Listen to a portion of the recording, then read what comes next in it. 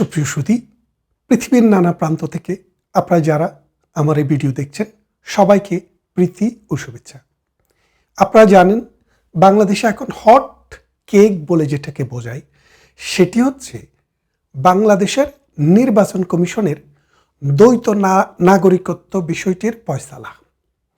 আপনারা যদি দেখেন বাংলাদেশের সংবিধানে সুস্পষ্টভাবে বলা আছে যে কোনো ব্যক্তি যদি দুইটি দেশের নাগরিকত্ব থাকে, অর্থাৎ বাংলাদেশের পাশাপাশি অন্য এক বা একাধিক দেশের নাগরিকত্ব যদি কোনো মানুষের থাকে, তাহলে তিনি বাংলাদেশের প্রচলিত আইন অনুসারে কোনো জাতীয় নির্বাচনে অর্থাৎ জাতীয় সংসদ নির্বাচনে দাঁড়ানোর জন্য অযোগ্য হইবেন।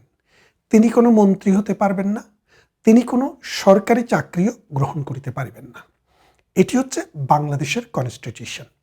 তো এখন বহু প্রতীক্ষিত একটি নির্বাচন আগামী 12ই ফেব্রুয়ারি অনুষ্ঠিত হবে।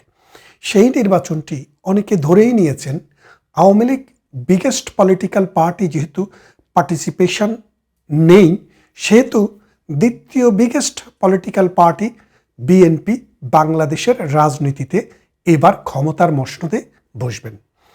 এখন বিএনপি ক্ষমতায় বসলে কে হবেন প্রধানমন্ত্রী, কে হবেন প্রেসিডেন্ট, এগুলো নিয়ে সবসময় একটা গুঞ্জন ছিল গত এক দশক ধরে। কারণ খালেদা জিয়া বয়োবৃদ্ধ, হয়তো অনেকে ধারণা করেছিলেন বিএনপি ক্ষমতায় আসলে খালেদা জিয়া প্রধানমন্ত্রী হতে পারেন অথবা প্রেসিডেন্ট হতে পারেন। কিন্তু এবার সাম্প্রতিক 30শে ডিসেম্বর গত বছর খালেদা জিয়ার ইন্তেকালের পর এখন এটি নির্ধারিত হয়ে গিয়েছে যে তারেক রহমানই বিএনপির এখন একাচ্ছত্ব অধিপতি, তার হুকুমেই দলটি চলবে। তিনি যদি 150টি আসন 151টি আসন নিশ্চিত করতে পারেন, তাহলে আগামীর প্রধানমন্ত্রী তিনিই হবেন।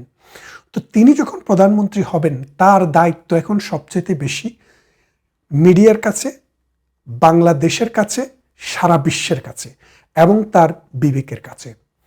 তিনি যেহেতু গত 17 বছর থেকে ব্রিটেনে ছিলেন, আমি একজন ইমিগ্রেশন লয়ার হিসেবে 2 দশক থেকে কাজ করছি। এই 2 দশকের অভিজ্ঞতায় আমি যেটা দেখেছি এবং বুঝতে পেরেছি, সেটাতে আমি এটা নিশ্চিত যে বাংলাদেশে দ্বৈত নাগরিক যারা আছে তাদের মধ্যে তারেক জিয়ার নামটিও কিন্তু উপরের কাতারেই আছে। কেন আছে? তিনি যেহেতু 17 বছর ছিলেন এবং এখানকার কোম্পানি যখন তিনি ফর্ম করেছেন, সেখানে কোম্পানিতেও তিনি ডিক্লারেশন দিয়েছিলেন তিনি একজন ব্রিটিশ নাগরিক। এটা আমার কথা নয়, আপনারা রেডিও, টেলিভিশন, পত্রপত্রিকা এবং ডিবেটগুলো দেখেন, সেখানে কথাটি বলা আছে। তো তিনি ব্রিটিশ নাগরিক থাকলে সেটা ছেড়ে দিতে পারবেন না এমন কিন্তু কোনো কথা নেই। ধরলাম তিনি ছেড়ে দিয়েছেন, আমি মনে করি তারেক রহমানের সবার আগে মিডিয়াতে এসে একটি সংবাদ সম্মেলন করে বলা দরকার, আমরা বাংলাদেশের নাগরিক হিসেবে এটা আশা করি তার কাছে, ভাবি প্রধানমন্ত্রী হিসেবে তার প্রতি আমাদের দাবি যে তিনি ক্লিয়ার করে বলুক যে তিনি কখনো ব্রিটিশ নাগরিক ছিলেন কিনা। যদি ব্রিটিশ নাগরিক থেকে থাকেন, তাহলে সেই নাগরিকত্বটি তিনি কবে ছেড়ে দিয়েছেন। আর যদি তিনি কখনো ব্রিটিশ নাগরিক না থাকেন, তাহলে অতদিন পর্যন্ত তিনি বাংলাদেশে কিভাবে ছিলেন। আগামীকাল যদি, অর্থাৎ আগামী নির্বাচনে 12ই ফেব্রুয়ারিতে যদি তারেক রহমান বাংলাদেশের প্রধানমন্ত্রী নির্বাচিত হন, তাহলে তিনি তো শুধু বিএনপির প্রধানমন্ত্রী হবেন না, তিনি বাংলাদেশের 18 কোটি মানুষের প্রধানমন্ত্রী হবেন। তাই একজন বাংলাদেশের নাগরিক হিসেবে আমার কিন্তু এই দাবিটি থাকতেই পারে। আপনারা অনেকেই প্রশ্ন তুলতে পারেন এটা তো তার ব্যক্তিগত ব্যাপার। না, বিষয়টি ব্যক্তিগত না। ব্যক্তিগত ব্যাপার হলে বাংলাদেশের সংবিধানে এবং নির্বাচন কমিশনে এই বিষয়টি আসতো না। যারাই নেতা হবেন, যারাই দেশকে লিড দিবেন, যারাই মানুষের নেতা হবেন, তাদের প্রতি আমাদের অধিকার আছে, দাবি আছে, আমরা এটা দাবি করতে পারি। কিন্তু তিনি সেটা করেননি। তাই তিনি প্রধানমন্ত্রী হওয়ার আগেই আমি আশাহত হয়েছি। কারণ আগামীর প্রধানমন্ত্রী তিনি সাম্প্রতিক একটি বক্তৃতায় বলেছিলেন, আই হ্যাভ এ প্ল্যান, তার একটি পরিকল্পনা আছে। আমরা যদিও জানি মার্টিন লুথার কিংয়ের কথা বলেই তিনি এই কথাটি বলেছেন। মার্টিন লুথার কিং প্রথমে বলেছিলেন আই হ্যাভ এ ড্রিম। বক্তৃতার বাকি পুরো অংশটাই তিনি তার ড্রিমের বর্ণনা দিয়েছেন। কিন্তু তারেক রহমানের কাছে আমরা তার পরিকল্পনার কথা শুনেছি, কিন্তু পরিকল্পনাটি কি সেটি আমরা শুনতে পাইনি। তাই আমরা এখন এই নির্বাচনের আগে তারেক রহমানের কাছে দাবি জানাই তিনি যেন তার পরিকল্পনাটি ক্লিয়ার করেন। দ্বিতীয় বিষয়টি হচ্ছে শুধু তারেক রহমান নয়, বাংলাদেশে আমি যাদেরকে চিনি তাদের অনেকেই নির্বাচন করছেন।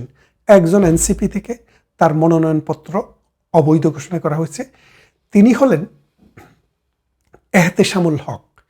তিনি এবং আমি একই অঞ্চলে বসবাস করি। তিনি একাধিকবার লন্ডনে কাউন্সিলর ছিলেন এবং তিনি বর্তমানে পপলার এবং লাইম হাউসের যিনি এমপি, সেই এমপির হাজব্যান্ডও ছিলেন এবং তিনি দীর্ঘদিন থেকে এই ব্রিটিশ পলিটিক্সে অর্থাৎ লেবার পার্টির পলিটিক্সে জড়িত।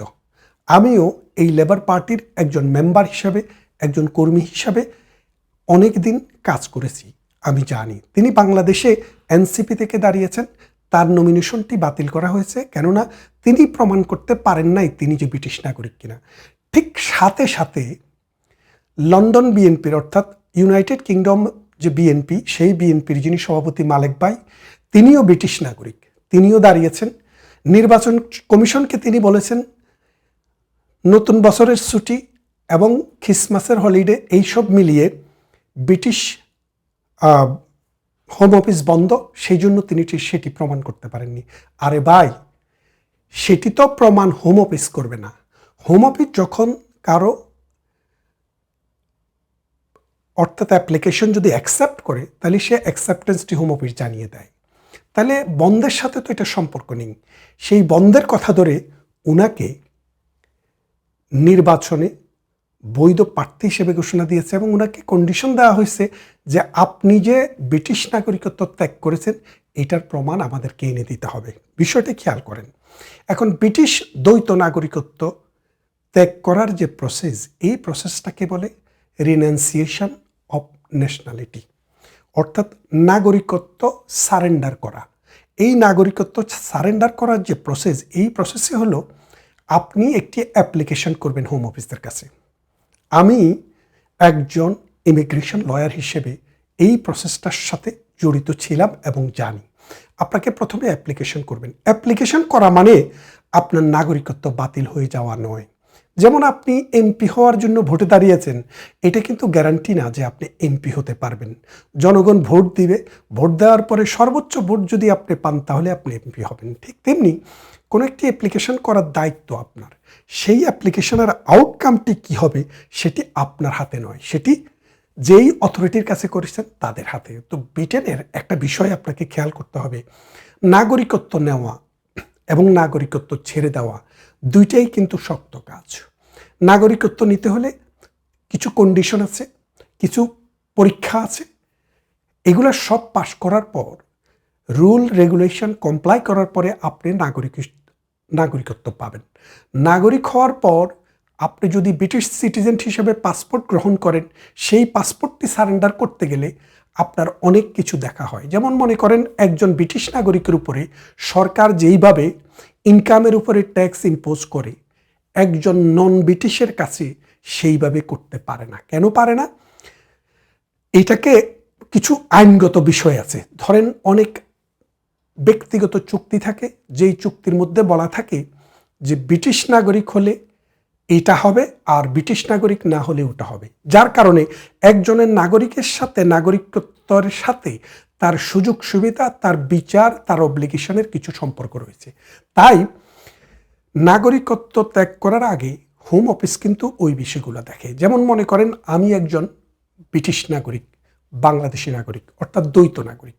এখন আমি যদি আমার সম্পত্তি আমার জীবদ্দশায় লিখে দিয়ে যেতে চাই, উইল করে দিয়ে যেতে চাই, তাহলে কিন্তু আমি আমার যে কোনো সন্তানকে, থার্ড পার্টিকে, যে কাউকে সাধারণভাবে উইল করে দিয়ে যেতে পারবো। কিন্তু আমি যদি ব্রিটিশ নাগরিক না হয়ে শুধু বাংলাদেশের নাগরিক হই, সেই ক্ষেত্রে আমার পার্সোনাল ল অ্যালাউ করে না যে আমার সম্পত্তি আমি থার্ড পার্টির বরাবরে কি পরিমাণ মানে পুরাটা উইল করে দিতে পারবো। অর্থাৎ আমার সম্পদের 1/3 বেশি বাংলাদেশের কোনো মুসলমান নাগরিক এটা উইল করতে পারে না। এটা ইসলামী আইন সাপোর্ট করে না। যেহেতু বাংলাদেশের সম্পত্তির আইনটি ইসলামিক আইন, সেহেতু আমি মৃত্যুর আগে যদি আমার কোনো সম্পত্তি উইল করতে চাই আমার সন্তানের বরাবরই, সেটা অন্য সন্তানরা গ্রহণ না করলে হবে না, এবং 1/3 বেশি আমি কাউকেই উইল করতে পারবো না। কিন্তু ব্রিটেনের নাগরিক হলে, আপনি যদি ব্রিটেনে থাকেন, ব্রিটেনের নাগরিক হন, সেই ক্ষেত্রে আপনি কিন্তু চাইলে আপনার সম্পত্তি যেই কোনো পরিমাণে যেই কোনো সন্তানকে অথবা বাহিরের কোনো ব্যক্তিকে উইল করে দিতে পারবেন। এটা হচ্ছে আপনার নাগরিকের সাথে কানেক্টেড। খেয়াল করে দেখেন, ব্রিটিশ নাগরিক এবং ব্রিটিশ নাগরিক না হওয়ার সাথে এই দেশের অনেক বিষয়ে জড়িত। তাই ব্রিটিশ নাগরিকত্ব আপনি কখন অ্যাপ্লিকেশন করেছেন সেটার উপরে ডিপেন্ড করে না। কখন হোম অফিস তার সমস্ত পরীক্ষা নিরীক্ষা শেষ করার পর সেটাকে অ্যাকসেপ্ট করেছে, সেটাই হলো আপনার নাগরিকত্ব সারেন্ডারের ডেট। মালেক ভাই, কয়সর ভাই, ওই মাথায় চুল না থাকলে যে কি বলে ফুয়াদ, ওই ফুয়াদ, তারপরে আরেক গবাদি ব্যারিস্টার সাম্প্রতিক বঙ্গবন্ধুকে নিয়ে যে বিশ্রী কথাবার্তা বলেছে তিনি, এরকমভাবে আরও অনেককে আমরা দেখেছি লন্ডন থেকে গিয়ে যারা ব্রিটিশ সিটিজেন ছিলেন তারা বাংলাদেশে নির্বাচন করছেন, এবং তাদের কারো কারো ক্ষেত্রে ছাড় দেওয়া হচ্ছে, কাউকে কাউকে ধরে ফেলা হচ্ছে। আমি গতকাল আমার বন্ধু প্রতিম, আমার এলাকার বাসিন্দা, তার একটি স্ট্যাটাস দেখেছি, এহতেশামুল হক। তিনি বললেন যে এটি ইনসাফ হলো না। কেন বলেছেন? যে আমাকে বলা হলো যে আমি প্রমাণ করতে পারিনি, আমাকে কোনো সময় দেওয়া হয়নি, আর সাথে সাথে জনাব মালেককে বলা হলো ঠিক আছে আপনাকে কয়েকদিন সময় দিলাম, এখন বৈধ করে দিলাম, আপনি প্রমাণ করেন পরে। তার মানে বড় দলের প্রার্থী হওয়া আর ছোট দলের প্রার্থী হওয়ার মধ্যে যে পার্থক্য, এই পার্থক্যটি নির্বাচন কমিশন কি করে অ্যালাউ করলো সেটি কিন্তু সবচেয়ে বড় প্রশ্ন। গত নির্বাচন কমিশন যিনি ছিলেন তাকে যেইভাবে অপমানিত করা হয়েছে, এই নির্বাচন কমিশন মনে হয় সেটি চোখে দেখেননি, কানে শুনেননি, মনে ধারণ করেননি, যার কারণে উনিও হয়তো তার চেয়ে বড় কিছুর জন্য অপেক্ষা করছেন। এখন আমি যে বিষয়টি নিয়ে কথা বলছি সেই বিষয়টি আরেকটু খোলসা করে বলি, যে ব্রিটেনের দ্বৈত নাগরিকত্ব অ্যালাউ করে। এই দ্বৈত নাগরিকত্বরা, এই নাগরিক যারা, তারা এখানে নির্বাচন করতে পারে, তারা এখানে মন্ত্রীও হতে পারে। এদেশে দ্বৈত নাগরিকত্ব নিয়ে কোনো সমস্যা নেই। এদেশে এমনও মানুষ আছে 2, 3, 4টি নাগরিকত্ব আছে। বাংলাদেশের বহু মানুষ এখানে আছে যারা বাংলাদেশের নাগরিক, স্পেন, পর্তুগাল, ফ্রান্সের নাগরিক অথবা ইতালির নাগরিক, আবার সাথে সাথে ব্রিটেনেরও নাগরিক। আরও কোনো দেশের নাগরিকত্ব আছে কিনা সেটা আমি জানি না। তো এটা থাকাটা বাংলাদেশের নাগরিকের জন্য অসম্ভব কিছু নয়। এখন তারা একদিকে ব্রিটিশ নাগরিকত্ব চাইবেন, আরেকদিকে বাংলাদেশের রাজনীতিও করতে চাইবেন, সেটা কিন্তু একসাথে হতে পারে না।